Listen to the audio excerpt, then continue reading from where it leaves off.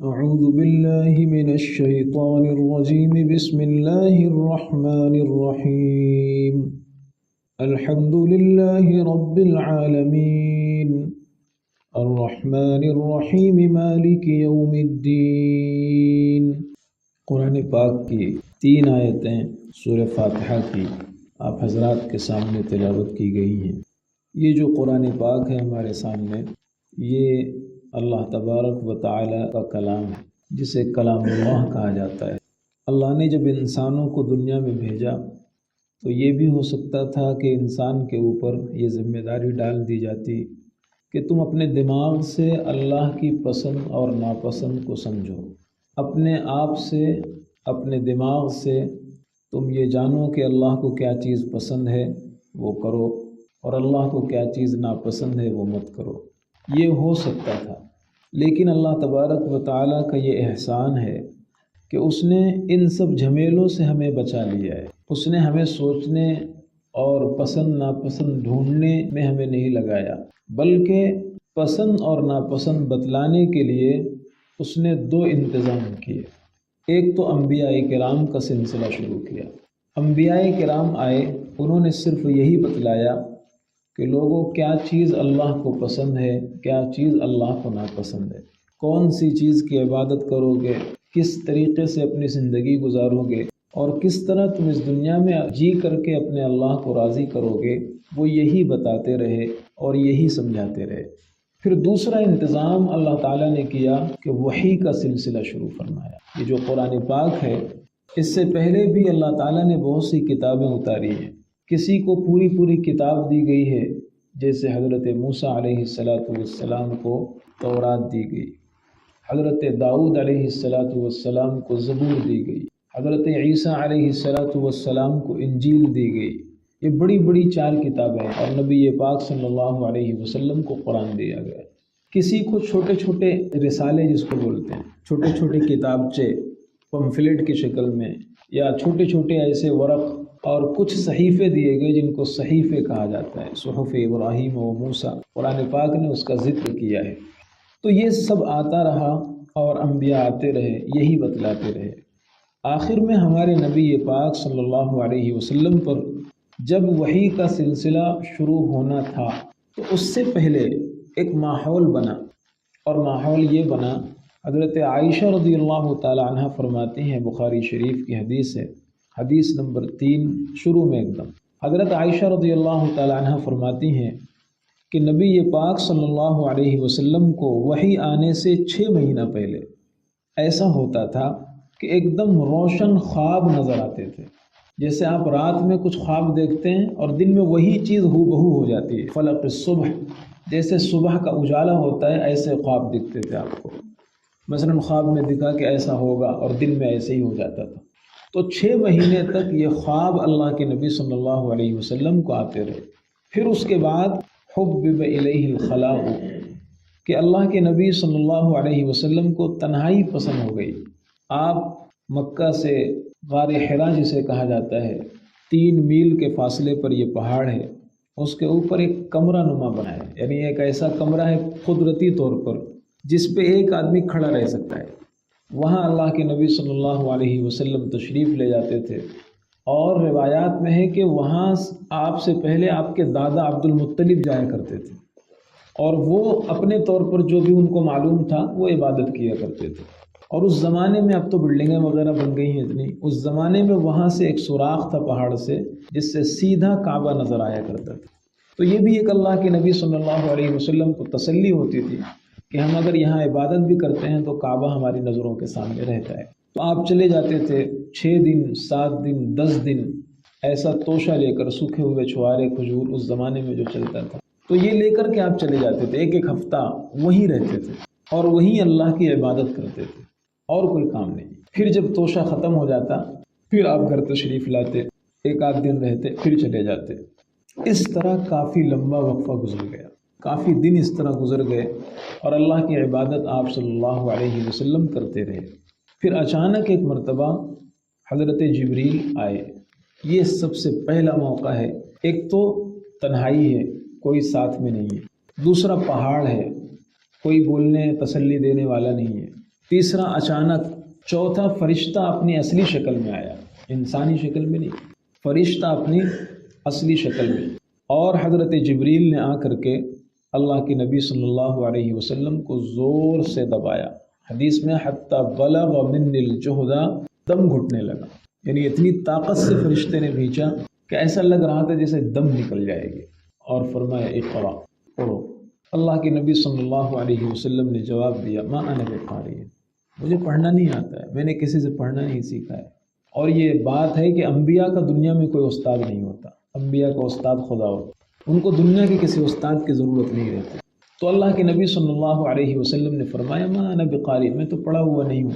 انہوں نے دوبارہ اسی طرح کیا اور فرمایا پڑھو، آپ نے پھر وہی جواب دیا، دوبارہ پھر پوچھا، پھر دبایا اور پھر کہا پڑھو، آپ نے پھر یہی جواب دیا۔ چوتھی مرتبہ میں زور سے بھیجا اور فرمایا اقرا بسم ربک، اپنے رب کے نام سے پڑھو۔ تب قرآن پاک کی وہ سب سے پہلی 5 آیتیں جو اقرا بسم ربک الذی خلق کی ہیں وہ نازل ہیں، اور اللہ کے نبی صلی اللہ علیہ وسلم کو کہا گیا اقرا بسم ربک الذی خلق، پڑھو اپنے پروردگار کے نام سے جس نے پیدا کیا۔ تو یہ سب سے پہلا وحی کا سلسلہ ہے جو اللہ کے نبی صلی اللہ علیہ وسلم کے قلب مبارک پر اترا۔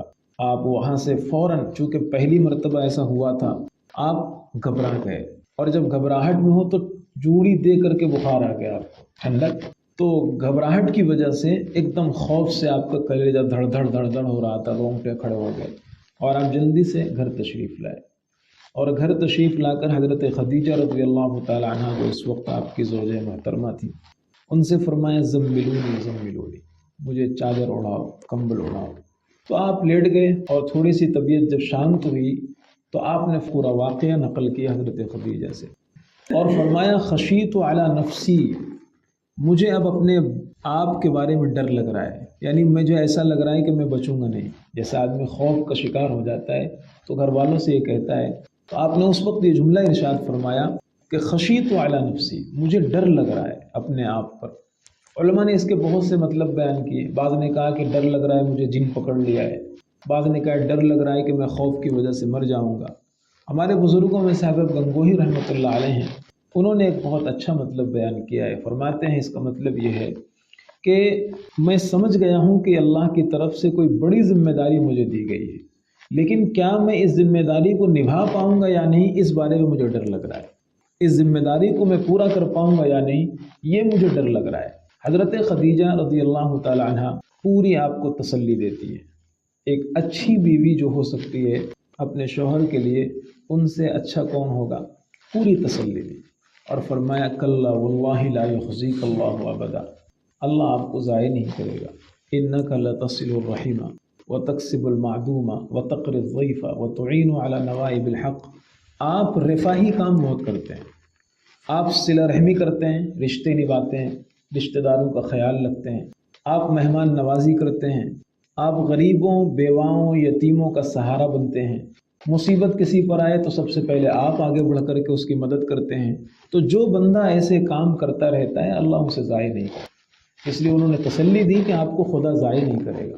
اس وقت مکہ میں حضرت خدیجہ کے چچا زاد بھائی تھے ورقہ بن نوفل، تو پورے مکہ میں کوئی مذہبی اعتبار سے پڑھا لکھا تھا ہی نہیں، پہلی بات تو پڑھے لکھے نہیں تھے، وہ سب امی لوگ تھے، لکھنا پڑھنا بھی نہیں جانتے تھے، اور پھر دھارمک پڑھائی، مذہبی پڑھائی تو کوئی پڑھائی نہیں تھا، صرف یہ ورقہ بن نوفل تھے جو شام کا سفر کر کے عیسائی مذہب اختیار بھی انہوں نے کر لیا تھا، اور انجیل کو باقاعدہ پڑھا بھی تھا، اور عبرانی زبان سیکھی بھی تھی، تو ان کے پاس لے کر گئیں کہ مزید اطمینان حاصل ہو جائے، مزید تسلی ہو جائے۔ تو جب انہوں نے واقعہ سنا تو فرمایا ھذا الناموس الذی، ارے یہ تو وہی فرشتہ ہے جو موسیٰ پر آیا تھا، یہ تو وہی فرشتہ ہے جو عیسیٰ پر آیا تھا، تم پیغمبر ہو خدا کے۔ اسی وقت حضرت ورقہ نے کہہ دیا تھا تم خدا کے پیغمبر ہو، اور کاش میری عمر، اور وہ اتنے بوڑھے ہو گئے تھے کہ آنکھوں کی روشنی کمزور ہو گئی تھی، دور کا دکھتا نہیں تھا، ایک دم بوڑھے، بال سفید سب۔ تو اس وقت انہوں نے فرمایا کاش میری عمر وفا کرے اور مجھے خدا لمبی زندگی دے، تو میں اس وقت تمہارا ساتھ دوں گا جب تمہاری قوم اپنے گاؤں سے تم کو نکال دے گی۔ یہ کتنے سال پہلے فرما رہے ہیں، 40 سال کی عمر میں نبوت ملی ہے، سن 53 میں آپ نے ہجرت فرمائی ہے، 13 سال پہلے یہ جملہ وہ فرما رہے ہیں۔ تو اللہ کے نبی صلی اللہ علیہ وسلم کو بڑا تعجب ہوا. بخاری شریف کے الفاظ ہیں، آپ نے تعجب سے پوچھا اوا مخرجیہم، یہ لوگ جو مجھ پر اتنا بھروسہ کرتے ہیں، پروانوں کی طرح گرتے ہیں، اپنی امانتیں میرے پاس رکھتے ہیں، کیا یہ مجھے نکال دیں گے؟ انہوں نے فرمایا ہاں یہی لوگ نکالیں گے. اور یہ تمہارے ساتھ نہیں، ہر پیغمبر کے ساتھ خدا کا یہی دستور ہے کہ اس کی قوم نے اسے مانا نہیں ہے. خیر یہاں پر یہ واقعہ پیش آیا. پھر اللہ کے نبی صلی اللہ علیہ وسلم کو کچھ دن کے لیے وحی کا سلسلہ روک دیا گیا. کتنے دن ہیں؟ اور مختلف تفسیر کی کتابوں میں مختلف باتیں ہیں. حافظ ابن حجر اسقلانی رحمہ اللہ ایک بڑے عالم ہیں، انہوں نے لکھا ہے 6 مہینے تک وحی نہیں آئی. 6 مہینے تک وحی نہیں آئی. پھر اس کے بعد آپ صلی اللہ علیہ وسلم ایک مرتبہ جا رہے تھے، آسمان سے کسی نے آواز دی. آپ نے ایسا دیکھا حضرت جبریل آسمان پر کرسی لگا کے بیٹھے ہوئے.